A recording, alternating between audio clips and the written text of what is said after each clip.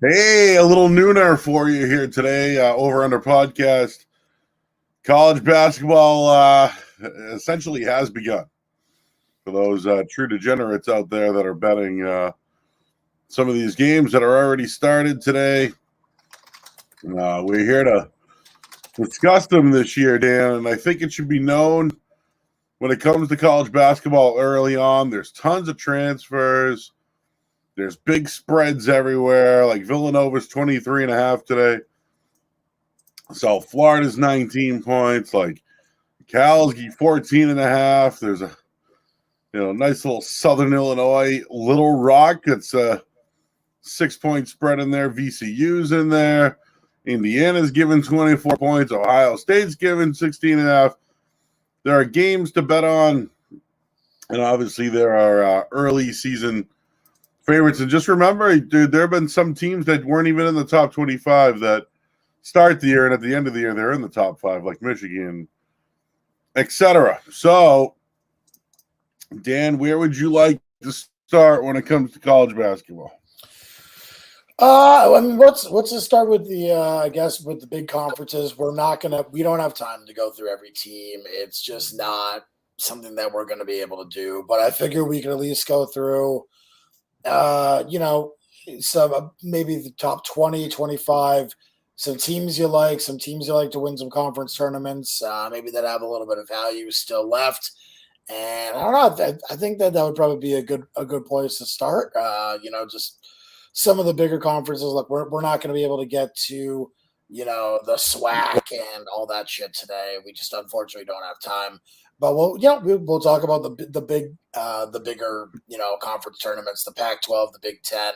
Maybe we'll mix in the Mountain West, the A-10, et cetera, et cetera. So, Joe, any thoughts on where you want to start? Well, yeah, like one thing right away that top 25 comes out right. Gonzaga is number 1, which I think is fine. UCLA is going to be a load. Bringing Juzang and some other players back. I'm still interested in Kansas and what they are. Like, what's Villanova? Texas getting a lot of love. We know Michigan's back. Purdue and a Big Ten there is a top 10 team, which I find interesting. Baylor's still good.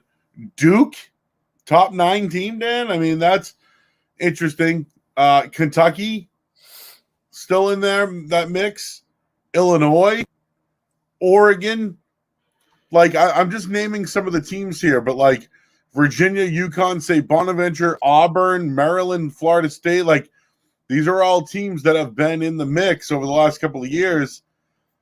So, like, as far as surprises go, I think Duke's a little high. Maybe you have more of a background on them, but Tennessee's actually like in the top 25, which I would take them out immediately. Because I like to fade them, but they've been a pretty good SEC team, though.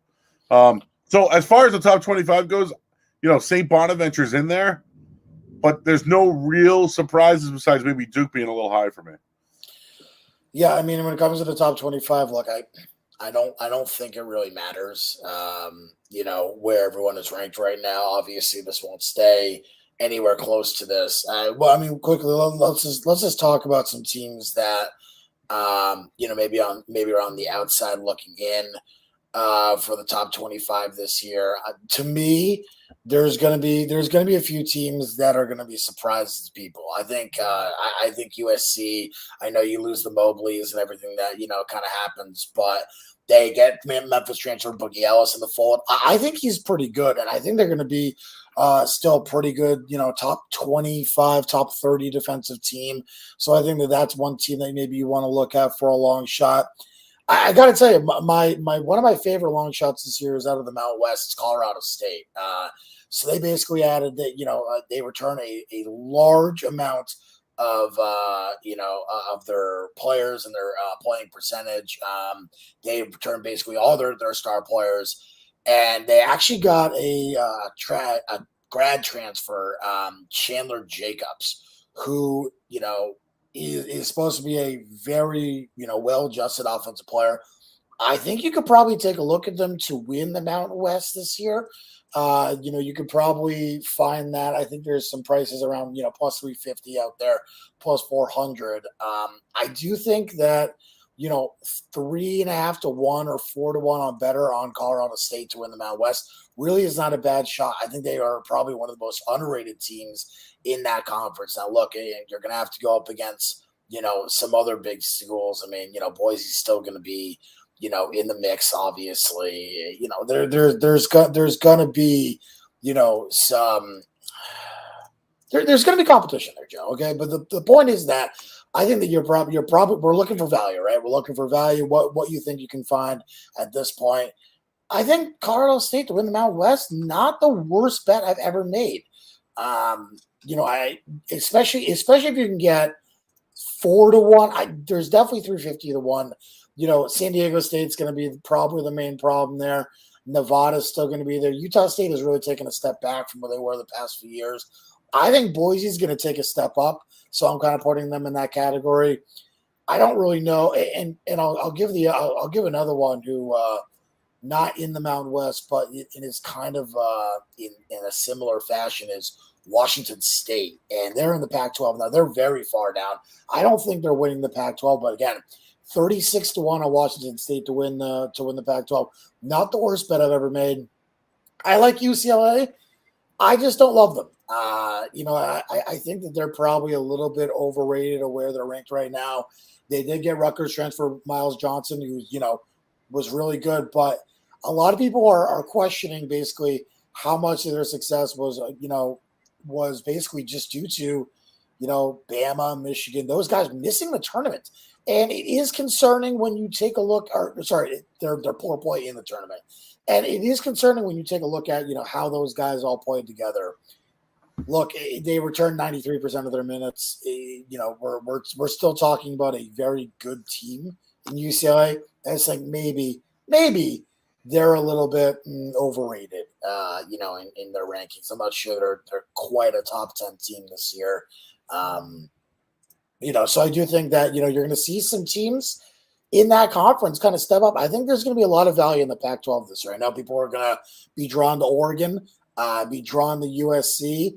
I think you look deeper. Oregon State is a team that I don't mind. I really like Washington State as well. I think both those teams could be pretty dangerous. Arizona State, stay far away. I know people have been talking to me about them. Far, far away from Arizona State. That team has lost basically everything they've had. They're basically in a complete rebuild for that program there. Yeah, you mentioned a couple of conferences, and the one I'll always go to, Dan, is the Big Ten, right? And just right off the bat, man, I see Purdue, and I'm like, yeeks. They let me – I know they're a good team, but they let me down at times. Illinois, right? I mean, look what they did. So Cookburn's back, everybody. For those who cared, there was a little scare there about him, I believe. But Ohio State, right? Like they still got playmakers on their team. Michigan State, we'll see tonight. But like that thing's up for grabs. So I don't know. Like I'm gonna tell you right now, I'll probably fade Purdue. Who by the way, they got a 4 seed last year, dude. They were full of freshmen. Like they're loaded. They still got that big dude there. What's his name there? I forget his name. They still got that big giant kid. But I liked what Ohio State did last year. There were some really good games.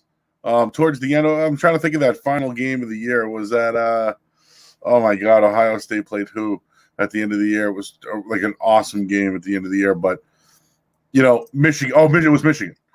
But Michigan's legit, man. Like, I don't know. I just look at that team like I feel like Illinois always gets disrespected, and I'd actually look at them still. I know they lost to Sunmu, but I think bigs are making a comeback, Dan.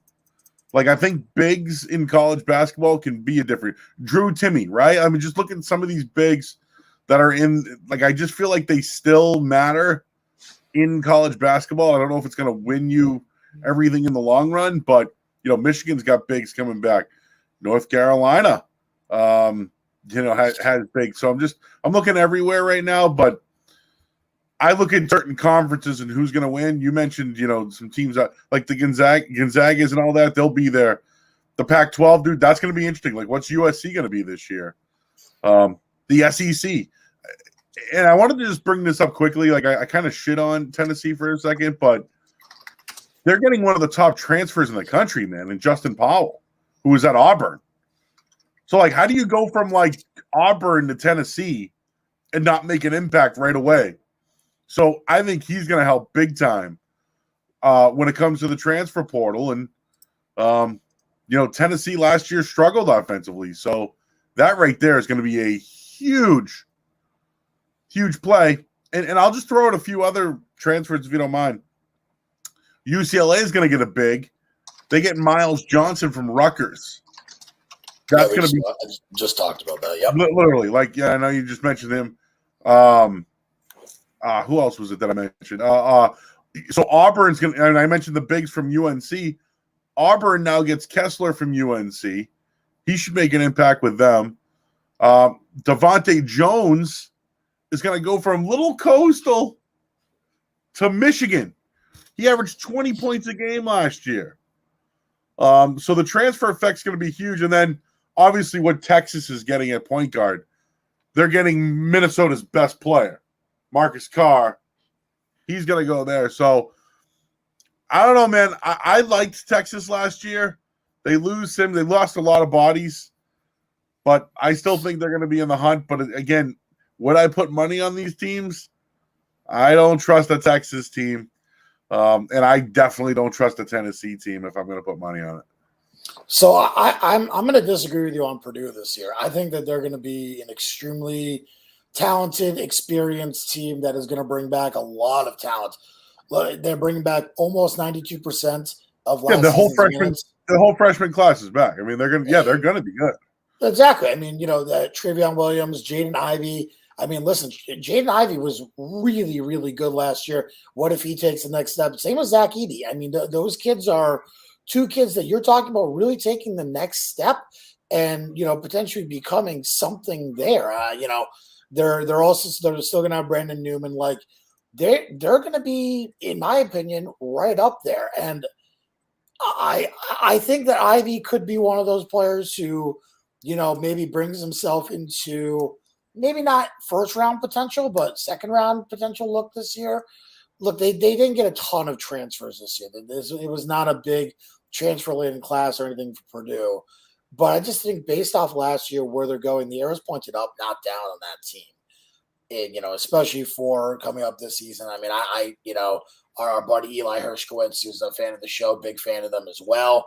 Him and Tom Casali do a great job over there. I've already kind of placed a future on Purdue 20-1 to win the tournament. They're down to 16-1. I love that number. I love Purdue. I also have Kansas as well. Look, Kansas is going to be one of these teams that they're still really good, but they needed. I mean, they just shot so poorly from the perimeter last year.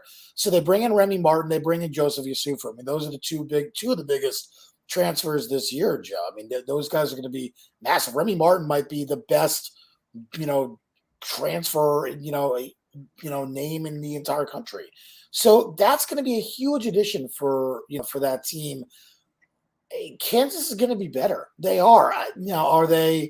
Are they winning title good? I think it remains to be seen, but I wouldn't hate a future on them.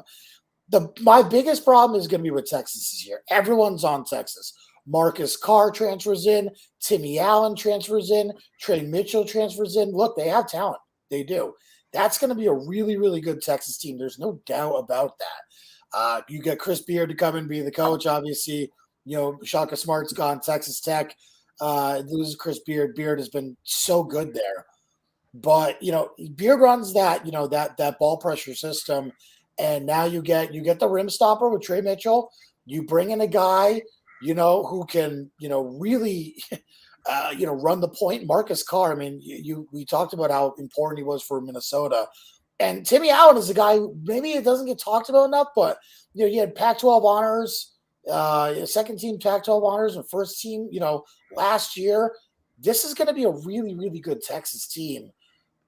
I'm scared off the number of where they are right now. I'm hoping that maybe the better number becomes available later in the season. I'm just that's my one concern for them right now. So would you right off the bat, right? I'm looking at the odds.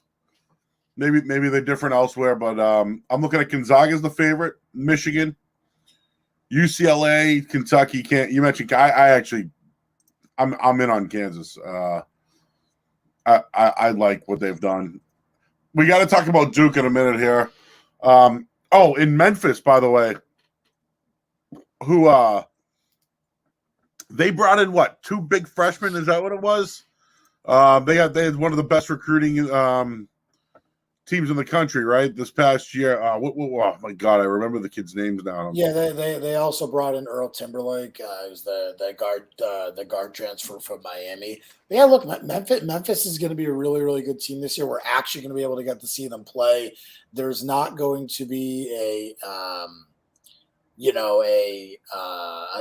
down year with all these issues. Amoni Bates and Jalen Duran are 2 of the best freshmen. I mean, Bates was the number 1 in the class. Duran is going to be, I think, was number 3. So listen, we're going to find out exactly what Penny Hardaway is, because I think that's the main question on him, right? Is he good enough to be, kind of everything? They added Larry Brown to that staff this year. Yep. Larry Brown has been around forever, so I think that will help. Memphis is going to be good, and there are a lot of people who are talking about the Amoni Bates addition. I really like the Earl Timberlake edition too. Like I think that they got a talent injection, which is pretty rare for a team that just lost a ton of talent the last few years. And they've been super inconsistent. I think this is what we've seen from Memphis the past few years. That's not going to be the case this year. Okay. The question is, what is the coach going to do with the talent now? Because there is no more excuse, especially getting 2 elite, recruits and Bates and Duran. There's no more excuses for him. So I do think that's going to be an interesting storyline throughout the year. You can actually still get Memphis plus 220, 250-ish to win their conference. I know I've seen some places also at even money. Make sure you shop around, get the best line there. I don't hate the concept of taking Memphis at plus 250 or above. I think you really need a 2.5 there for value. But yeah, I mean there are some 250s out there. Look, Houston's going to get some action there through a 3-1, 4-1, and Wichita. I think you could probably find 5 to 6 to 1. The AAC, in my opinion, is going to be pretty square. It's going to be talent up top. I think Wichita is going to surprise people. I like Wichita.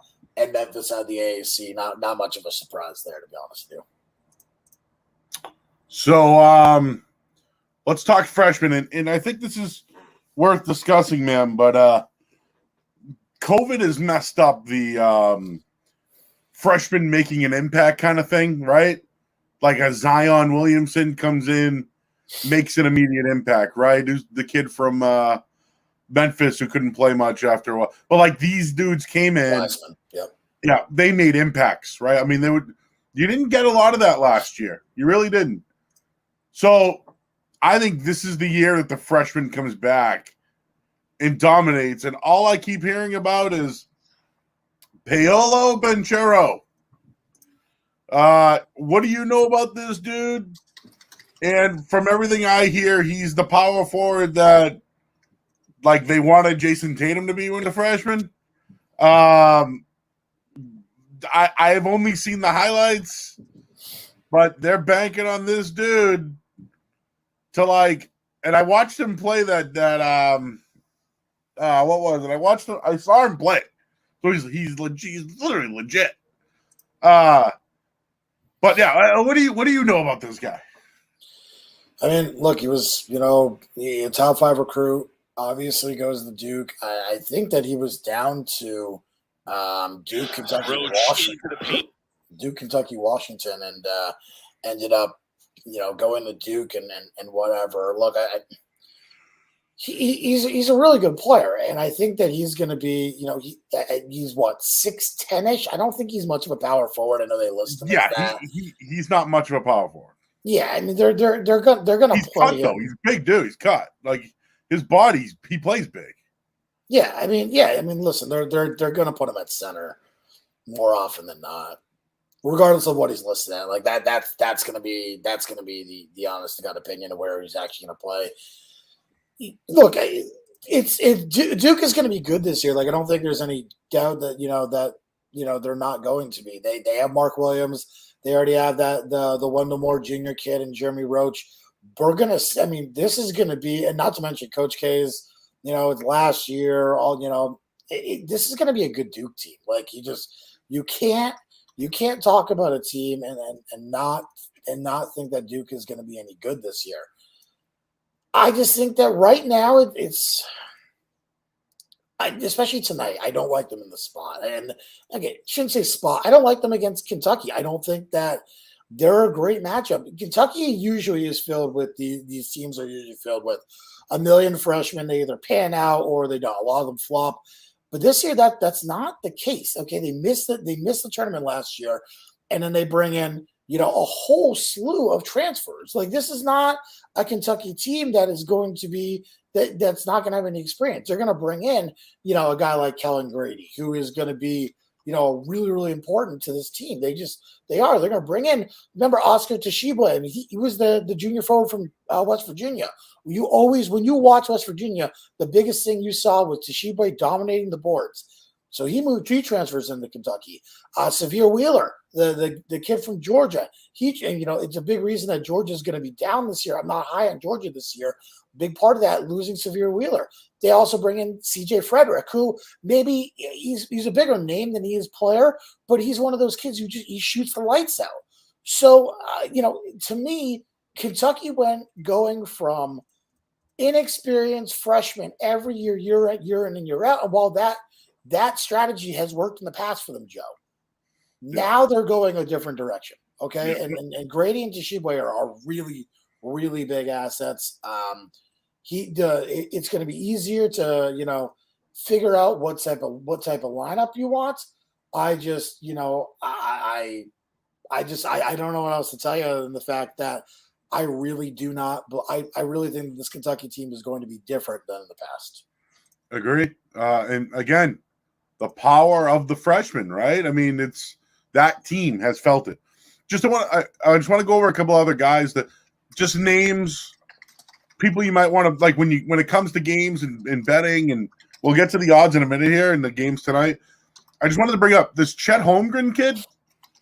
I don't know if he's going to be like, Drew Timmy's like bounce off guy, number one incoming recruit there. Milwaukee in the horizon might be worth a bet with Patrick Baldwin, right? Number one prospect. I think he was the number 7 overall recruit. But he's 6'9". He's a shooter, plays the wing. He's going to like Milwaukee. Like, all right. So I look at them in the horizon. He had 18 and 8 in his debut the other night. We mentioned Tennessee. Well, they're getting another Kennedy Chandler. He was a part of that like USA under-19 team. He's legit. We already mentioned Bates, Jabari Smith of Auburn. Like, he's going to make an impact. We already mentioned Duran. I know you might have mentioned Ty Washington. I love. Like, I think he's going to – I don't want to compare him to De'Aaron Fox. I don't want to do that. But that dude's a versatile. He can score. I think he's going to – and what did he do?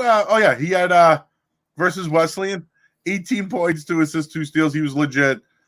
Alabama's got a point guard coming back. A freshman they're bringing in. NBA caliber. Like, he's listed as a top 3 point guard, J.D. Davison. I know you were in on Alabama, Dan, last year. That was a hell of a squad. They're really tough. They're tough, man. And you mentioned A.J. Griffin as well.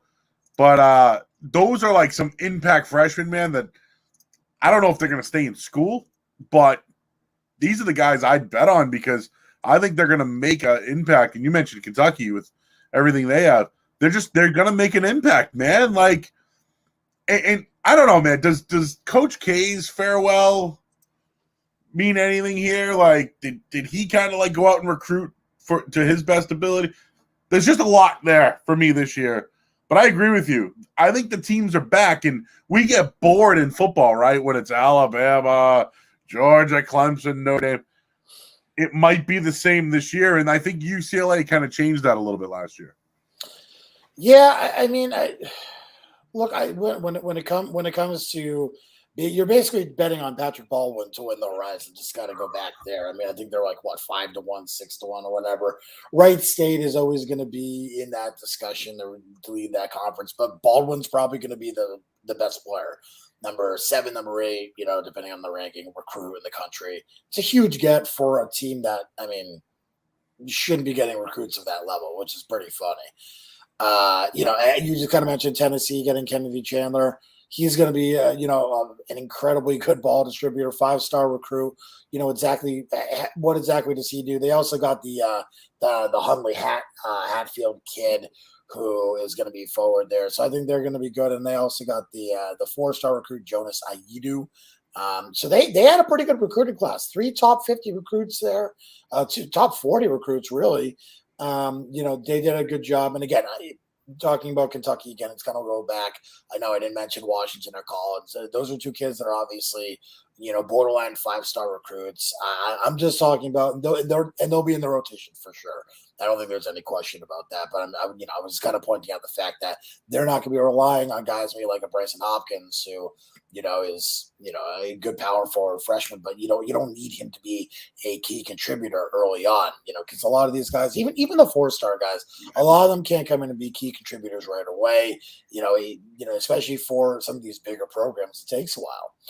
So yeah, I mean, you kind of talked about some teams there. Look, I'm pretty high on a few people this year. A few teams this year, Joe. Before we kind of get into it, look, Gonzaga open, I think 11-1, 9-1. There were some different prices on the board. They're now 4-1 to 6-1 across the board. Don't be the guy taking Gonzaga at 4 to 6-1 after they open 9 to 11-1. I would avoid personally UCLA. That's a team that I would avoid in terms of taking any sort of title stuff. I'm not super high on them this year. I do think you can find some value. In my opinion, Baylor 23-1. They lost a ton of talent. But if you can get Baylor 30-ish to 1, look, that's still going to be a top 15 team. They brought in James Akinjo from Arizona. They bring in Adam Flagler. Like, that's going to still be a top 15, 20 team in my mind. I think there's some really good value on Baylor to win the title or make the Final Four. You should be able to find some really good value there. Kansas was 16-1. Now you're looking at 10-1 range. I think that's one of those you got to avoid. Kentucky was 25-1. Now you're looking at the 12 to 15-1. Another one I think that you probably missed the boat on if you wanted anything there. There are still, again, I talked about Purdue. I think if you get a 18-1 on Purdue, I think you need to take that quickly. I think that's going to be one that's going to be pretty valuable for players to have. And I think you've seen some of the sharps and the bigger players kind of come in and take that. I'm surprised that Texas is still listed where they are. And I think it's because there's a lot of moving parts and a lot of stuff to bring together. It is still a whole year. My assumption is Texas starts slow early and maybe you get a better price, after the slow start. Again, I think it's going to be hard to bring all that talent and a new scheme in kind of together. So that's going to be interesting. Some real long shots that, like, if you really want to take, you're just kind of throwing, some shit out there just to throw some shit out there. Wichita at 100-1 is not going to be the worst bet you've ever made. You can probably find better. I already see 150-1. Colorado State, again, we kind of just talked about them. You can get a big price on them. They'll probably be 60-70-1. I found there's a 77-1 I'm looking at right now on them, so I don't mind that. Sorry, Colorado State, excuse me, is 175-1. I apologize. And then you can find a UConn team 60-70-1. A lot of people are very high on UConn. I'm personally not. I'm personally off the UConn train this year. I know they replaced losing Buchnight, in my opinion. I know they replaced him, but I'm not a fan of that. But a lot of people have asked me UConn, especially because we're in the New England angle here. I personally, I don't really like the UConn angle. I think San Diego State 100-1 is also not a bad look. That's going to be a really good team out of the Mountain West, experienced team. They should be able to put it together too. So those are a few teams that I look at maybe in the future. If you want to take some big shots, some big prices on some small shots, 50, $100 for most of you bettors out there. Please don't be putting a lot of money on these. But I think those are some long shots that might have a chance to make it maybe Elite Eight-ish in the tournament this year. So yeah. So I'm just going to throw out a couple of random teams that I think might be. Notre Dame kind of came on a little bit at the end of last year, but they're getting that great player from Yale, their best player, Paul Atkinson. I think they're going to be better. I think they're going to be a much better team, and there's still some other teams out there that I would. Like Arizona, I think should be improved from a year ago. I want to say that BYU will still be good, right? You kind of mentioned a few of those teams. San Diego State, they'll still be in the running. And then, like St. John's, what are they going to be? Last year, dude, they'd blow somebody out. Then they were down the next day. Like they're going to be a tough out. And then as much as everyone's all over St. Bonaventure, like Richmond, dude, like they're still in the conversation there too. So I don't really see like a team outside of these big conferences that, like I mentioned, that Milwaukee team, right? That could be someone who wins the Horizon. I just got nobody else that truly stands out for me. Maybe LSU makes a little noise in the SEC, but to me, man, it's the big powers of the freshmen that came in, returning teams, some big transfers that are in there. And I don't want to even be basic with you either, but like, I don't know. If I had to pick a Final Four, man, right? Kentucky, Michigan, Kansas, Gonzaga, like. I'll take Gonzaga, Purdue, Kansas, and I'll take a long shot. I'll go Colorado State. I do think that those. I think Colorado State's, in my opinion, going to be a very, very good Mount West team this year. So I'm high. I'm pretty high on them. So I think that's a one of those that you look at there, Joe. How about that? Yeah, and I think Drew Timme is going to run away with the Wooden Award, and I think this Banchero kid's going to be legit. You keep bringing up Purdue. Matt Painter is probably going to be involved for Coach of the Year, right? Yep. So, and yeah, I'm just trying to think like guys that could be like outside the box. Like, what is Johnny Juzang going to be again?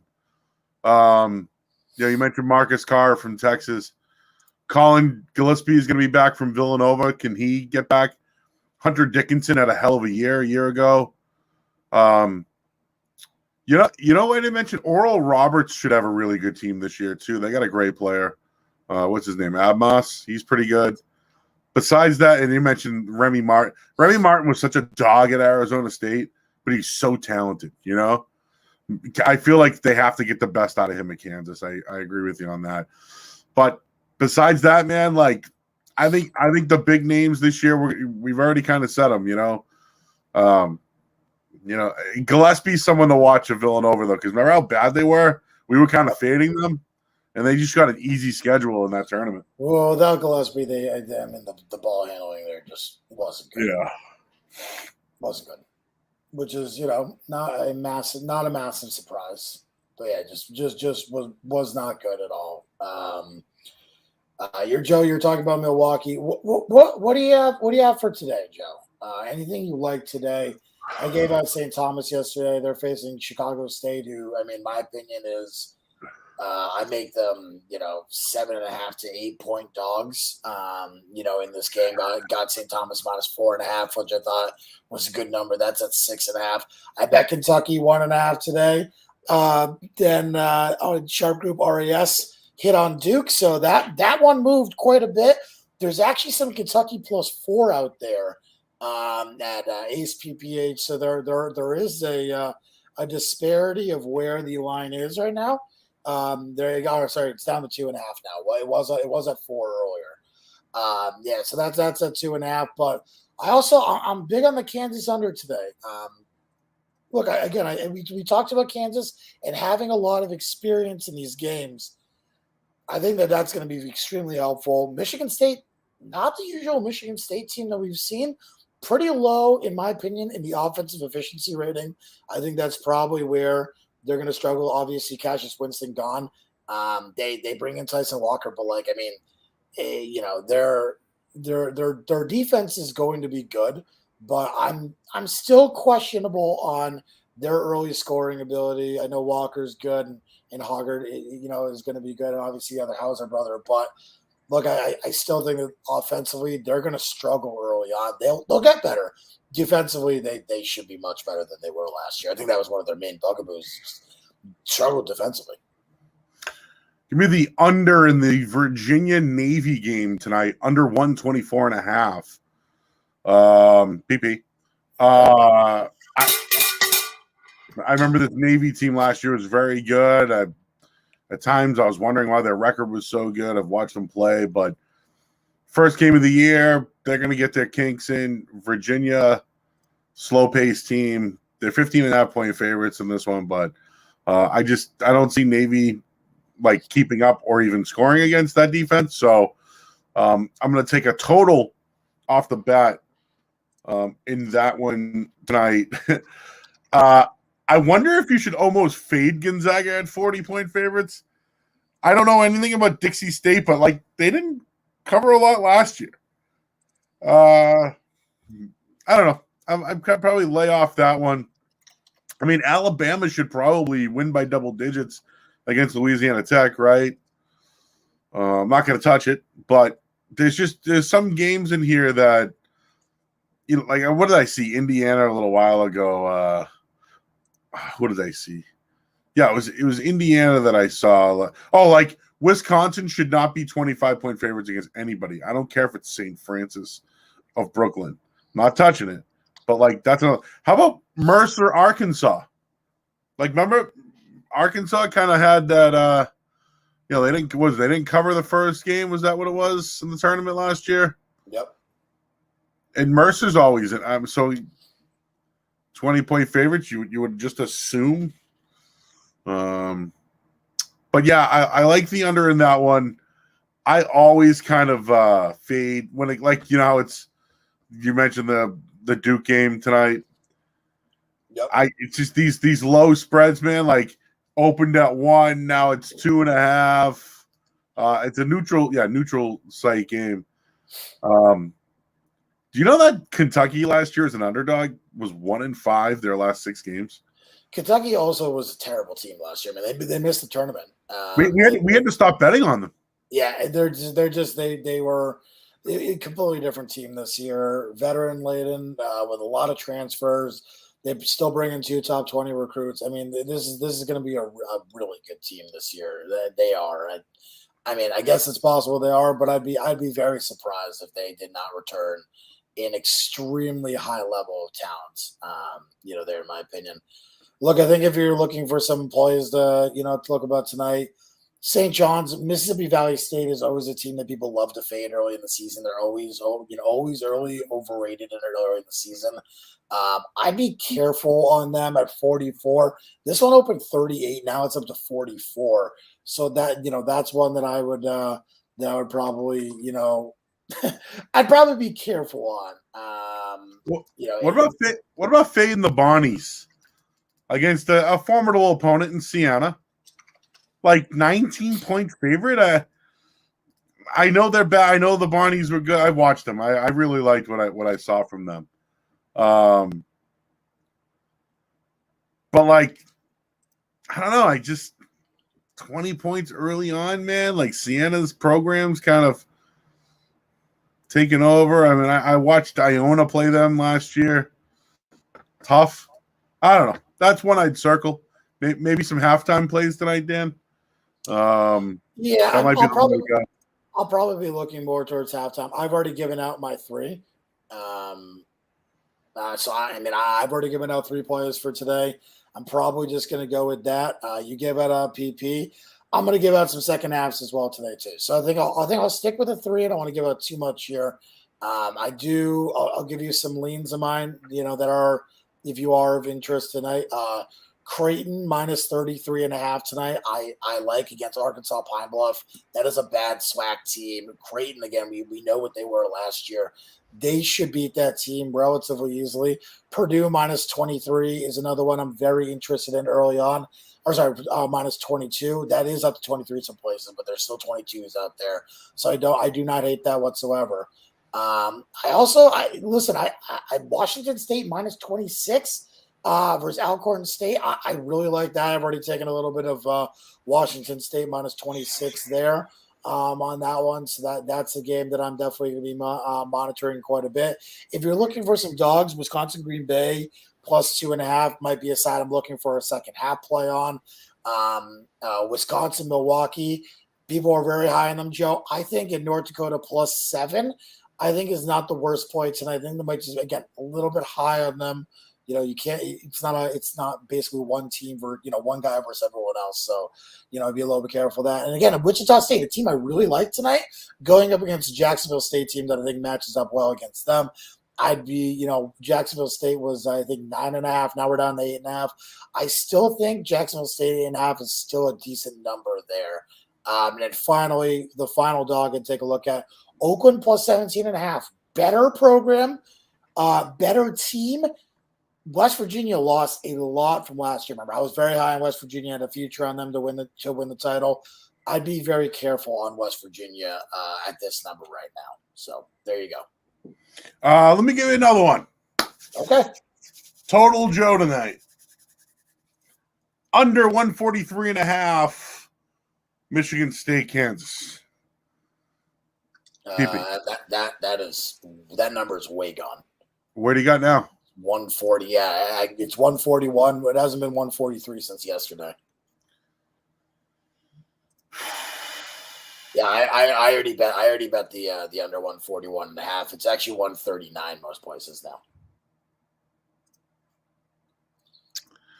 You already gave it out, huh? Yeah, I already 141.5. I had it earlier, and 139 most places now. Looks like across the board. Yeah, I don't know where you saw 143, but if you have that, I definitely take that. I don't think that number is going to be reappearing anytime soon. Look, you're always going to get these high totals early on in the in the season. So I'm gonna stay away from overs guy early on. Not a surprise. Not a surprise at all. Damn. All right. Well, that's all I got. But Dan, there are a few MAC games tonight. Yeah, you want to discuss college football for a few minutes here? Here's the question. Make it simple. Do you take the over in both games? 3 games and call it a day? Buffalo, a running team, goes to Miami of Ohio. Ohio's 7.5-point favorites. Interesting. The next game, we'll get back into it. Akron goes to Western Michigan. Both teams off a loss a week ago. Western Michigan's the better team, but they've fallen on their faces. Yeah, they have. And then Ohio got a win last week.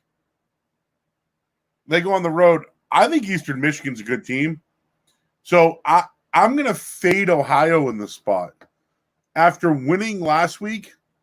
And I really liked what I saw from Eastern Michigan. Only thing I can tell you, though, is Ohio has been very good in this matchup. They've won 5 of the last 6 against the spread. So maybe I'm square right away looking at it and saying, oh, yeah, Eastern Michigan's -6. But I don't know. The total 61.5, like what we saw a week ago. For me, it's really hard to take an under in any of these games.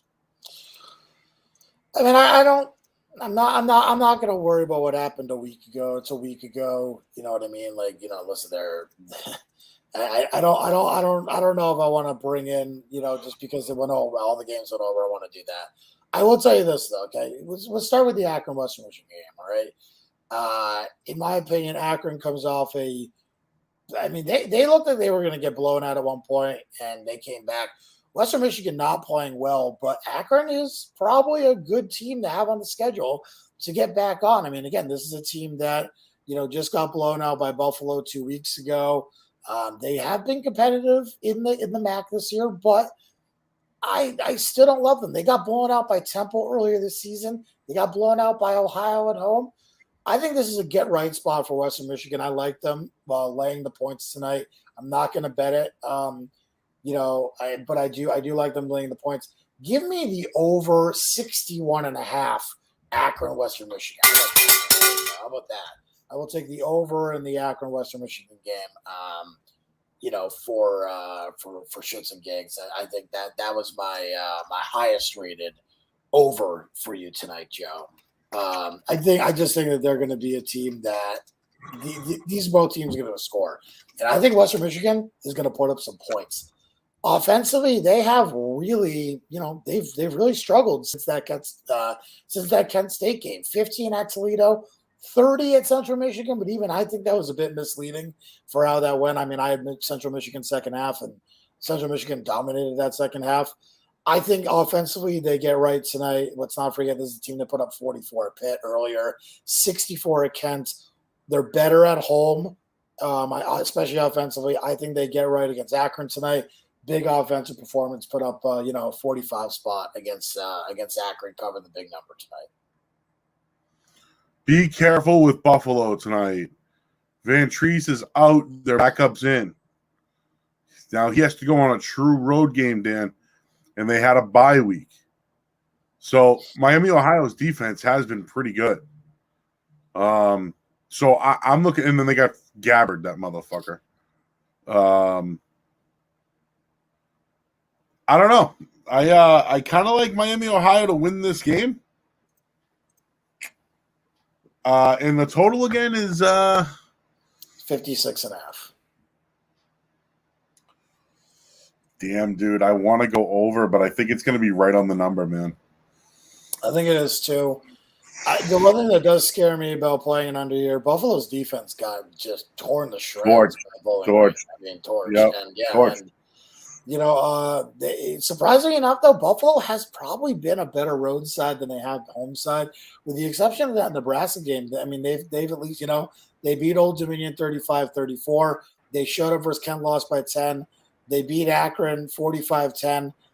I mean, I guess they've been up and down. The whole season's really been up and down for Buffalo, to be perfectly honest with you, in the way they played. I mean, playing Coastal so well, and then barely beating Old Dominion, and they got the win. So look, I mean, off the bye, I think it's hard to kind of register where this team is going to be. I'm down on Buffalo. I like Miami, Ohio to cover, but I'm not taking 7.5 when this opens 7. Just not something I'm interested in doing tonight. I know a lot of people are going to be on the under tonight as well. That's not a surprise there. And then final game here, Joe, Ohio, Eastern Michigan. You just talked about it. Look, Ohio comes off a big win. I mean, that was a big upset win. It really was. Eastern Michigan, once again, putting together another spectacular season. They just seemingly have great years every other year. If they have a down year, they come back and have a great year the next year. The Ball State game, probably a bit of a disappointment. You can see right now Northern Illinois losing to them is not a major, surprise. But yeah, Eastern Michigan, after 2 road games, Bowling Green and Toledo, both, they put up 50-plus points in both, 52, 55. Everyone's going to want to be on this over tonight, Eastern Michigan. I wonder if Chris Creighton and his squad kind of shut it down defensively against a lackluster Ohio team who just really offensively has The numbers are really not telling of what this team has done. I mean, this is a team that put up 6 points against Northwestern. Lost to Duquesne earlier in the season, and they've gotten better. The team has certainly gotten better, and they've been playing these games more competitively. I like Ohio to cover the number tonight.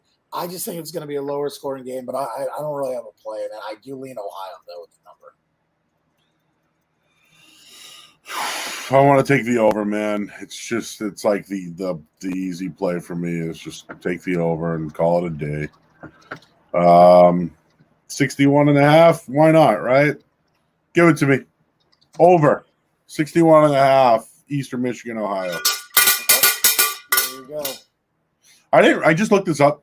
Buffalo is 9th in the country in sacks. Like they're tops in the, but they have 31 sacks this year. That's 9th most in the country. Just thought that was something to throw out there tonight for Buffalo's sake. Agreed. They get some backup quarterbacks on the road though. Out. I'm like out on that. Agreed. Yeah. So I'll be looking for some second half plays, college football, college basketball.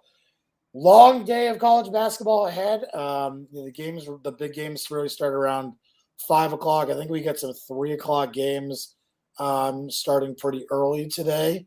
Let's see what we got early on. I'll see if I can pull up the actual list here. Alcorn State, Washington State is the 3 o'clock game. I'm sure everyone's going to be on that. I'm on it already. You got Mount St. Mary's, Villanova at 4:30, and then the bigger games start UC San Diego, Cal at 5. That's kind of really the start against Akron. Ohio State might really be the official start. At 6 o'clock, they're Ohio State minus 17 and a half. Kind of Akron there. It's a big number for Ohio State to be putting up, and we've known how Ohio State has played the last few years. So, all right, Joe. Anything else before we call it a day here? Anything? I got nothing NBA or, I don't. Just trying to think. I know it's Tuesday nights. Normally going to the NBA. There's a couple of games in Milwaukee. Philadelphia's without Embiid. I think they're 8-3, man. While Milwaukee's had a rough start, that'd be a game I'd like to watch if everybody was healthy. Atlanta, Utah, I'd watch. Utah's a big favorite in that one. 3-0 at home this year. And then there's that nightcap there. The unders have been really hot in the NBA. I bet you that changes this week. Yeah, well, I spent my NBA sides last night, and that NFL game last night should have been one of the easiest unders of all time. Unbelievable, just fucking boofed by the Steelers returner there. I mean, just that game was one of the craziest games I've ever seen. I don't think there's any doubt about that. That game was crazy, absolutely crazy. So it was fun game. Obviously, bad thing go our way, but it was fun, just a crazy fun game. So, all right, Joe, I think I'm all set. I don't see anything else tonight. I'll give out some second halves as they go. There'll be some games early on. Be watching the Washington State game with Alcorn State there, the Villanova Mount St. Mary's, Bethune-Cookman, South Florida, and the UC San Diego, California game. I'll probably be out for those, but I'll see what I can do. I'll get back, and I'm doing second halves tonight. Looking more at totals than sides, but maybe a few sides here and there. But should be a fun night. College football, we got a slate. I'm around tonight, Joe. It's going to be a nice, fun night of college sports betting. I'm excited for tonight. Honestly, really am. Cool, and we have Thursday night football this week. We'll do our pod. The next week, we have our live podcast over at Boston Billiard Club and Casino. Dan, I heard there's like 10 spots left. So that's a good crowd. So we'll have a nice setup, complimentary appetizers, and you're just hanging out with us is really all it is. And we're going to hit record, and who knows what we say. So that's really all I got, Dan. So thank you, everybody, for listening. We work real jobs, so this was our lunch break today. I had a muffin and a coffee, Dan. What'd you have today? I did not eat for that. Nothing. There we go. I've had water. There you go. For everybody who wants to know, like, I don't know how we do this, so it worked out today. All right, well, enjoy everybody tonight. We got a bunch of games. College basketball is here, and definitely look for the Twitter for the old. Oh, and by the way, Dan, how about that the wrangle I talked about all week long? We talked about the wrangle all week long. The Bears ended up covering, okay? But the Bears man, get the wrangle and Blakeman. They got fucked. Who, the Bears? Yeah. Oh yeah. That again, and I've said it a million times. People say, I hate when you bitch about the refs. I don't talk about it anymore. I mean, seriously, when you guys start realizing that the refs are, that a lot of this stuff is, not exactly not on par with everything right now. That's how I feel. Yeah, so the people who troll us about talking about refs were actually writing and apologizing last night, because like you had to see it for yourself. And then the Cassius Mars thing, I mean, whatever. That is one of the weirdest things I've ever seen. If you don't think that things are fixed, just watch that play. Holy hell. Wow. And by the way, they got to get rid of the taunting in the NFL. It has to get rid of it. Like, taunting should be like handing a fucking ball off to a guy after you score a touchdown. So some real dickhead thing. You know what I mean? Like throwing the ball at somebody. I don't know. Taking a dump or peeing with your leg like Elijah Moore. Like, maybe that should be like taunting. That was fucking bullshit. I'm sorry. I think they got to get rid of that. So it would just make the games better. And we see it in college football too, right? Dudes will score a touchdown. They'll Deion Sanders into the end zone. They get a taunting and have to fucking play the touchdown again, Yep. It's bullshit. It's just let them all play the games. All right, let's get out of here. Well, Dan, this is all posted. You don't have to do any editing or anything. It's all right here for everybody. So we gave out picks in football, basketball, and enjoy the first day of college basketball, everyone. This has been another edition of the Over Under Podcast. Oh, yeah, God. Good luck, everybody. Good luck today, everybody.